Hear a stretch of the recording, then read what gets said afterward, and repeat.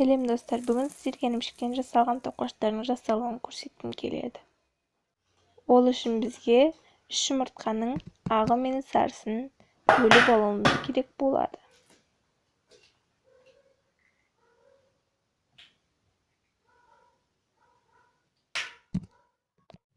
Бөліп алғаннан кейін жұмыртқаның ағы уызын венчикпен немесе миксермен араластырамыз. Ол қою массаға дейін жетуі керек.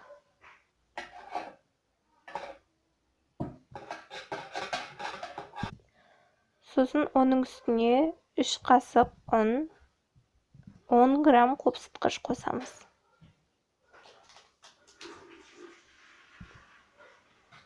Жақсылап араластырамыз.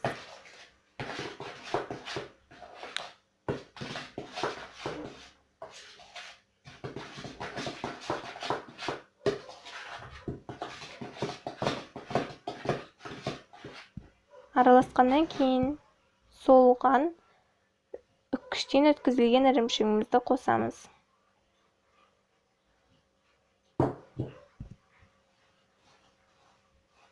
Жақсылап араластырамыз. Дайын болған ірімшіктен жасалған массамызды дөңгелектеп пішінге келтіреміз.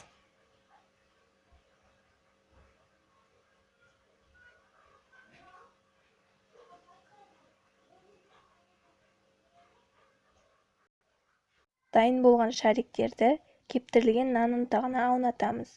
Ендігі кезекте қызып тұрған майға шариктерімізді салып қуырамыз. Бұл шариктерді қызарғанша қуырамыз. Дайын болған кезде ыстықтай жеуге ұсынамыз.